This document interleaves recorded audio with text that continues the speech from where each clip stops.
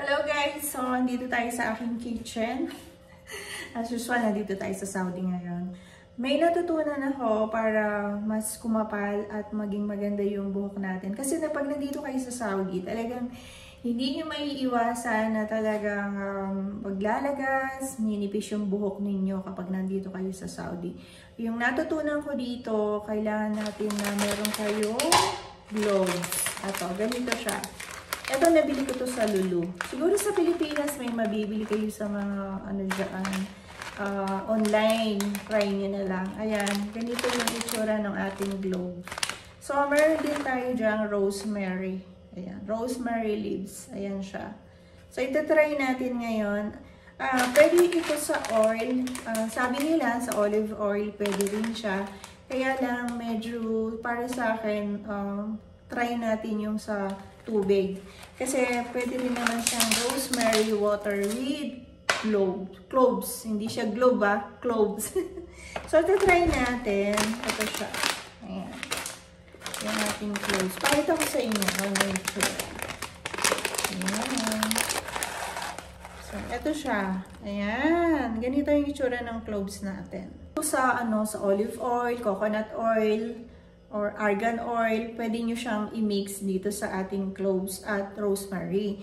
Kaya lang, ayoko yung oil kasi medyo mainit nga sa buhok. So, kung sa tubig natin siya ilalagay, baka mas maganda siya kung sa halin. So, pwede natin siyang gamitin bago maligo or after nating maligo para mas siya effective. So, try natin kung talagang totoo ito. So, ang gagawin ko, maglalagay ako ng half na teaspoon lang ng cloves. Maglagay tayo ng 1 teaspoon na cloves. Tapos dito sa rosemary natin, gawin natin siyang 1 tablespoon na. Ayan. Dagdagan na natin. Maganda raw to, lalo yung rosemary oil. Magandang gamitin daw yun. Pampatubo talaga siya ng buhok. So, ito na yung mixture natin. 1 teaspoon na cloves at 1 tablespoon ng rosemary leaves. Ayan, dry na yung ginamit natin, guys. Magpapakulo tayo ng 2 cups of water. 2 pasa. Alam niyo yung ginamit ko, mineral na para sure. Iba kasi yung tubig dito, matapang. So, ayan. Mineral na lang yung gagamitin natin. Hindi natin i-boil yung cloves and rosemary leaves. So, ito, papakuluan na lang muna natin ito. Ayan. Ayan, magpapakulo muna natin. Hintayin natin siyang mag-boil. Tapos, ilalagay natin siya dun sa ating mixture na rosemary at cloves. So, pagkulo niyan, hintayin muna natin siyang medyo yung init niya, hindi yung sobrang mainit na mainit.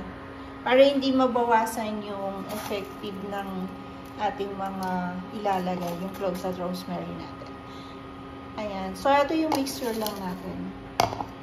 Ayan. At dahil medyo manipis yung buhok natin, so kailangan nating gawin ito. Kasi sabi nga nila, maganda raw siyang pampatubo ng buhok. Siyempre, try na natin, di ba? Kesa yung may mga chemicals, ito talagang natural siya. Isang rosemary and cloves lang. So, diba? Magandang gamitin. So, ayan, kumukulo na yung ating tubig. Off na natin yan. Ayan. Tapos, alisin muna natin siya dito. So, at, ayan, ibubuhos na natin dito sa ating rosemary and cloves. Lahat na yan. 2 cups kasi yan.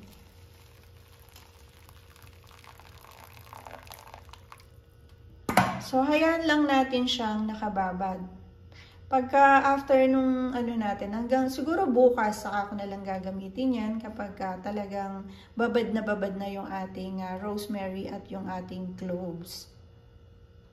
So, yan guys Try nyo rin para mas effective siya. Kesa yung may mga chemical na Yung sa minoxidil, minsan gusto ko sanang itry yung, kaya lang medyo mahirap din daw yung kasi continuous na yung gamit mo kapag gumamit ka nun.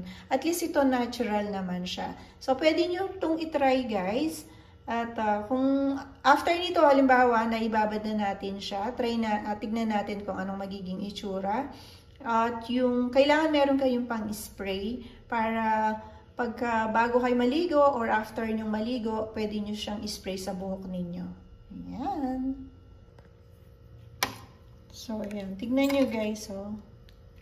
Mag-iiba pang kulay niyan. Lalo itong cloves na yan. Nag-try na ako minsan.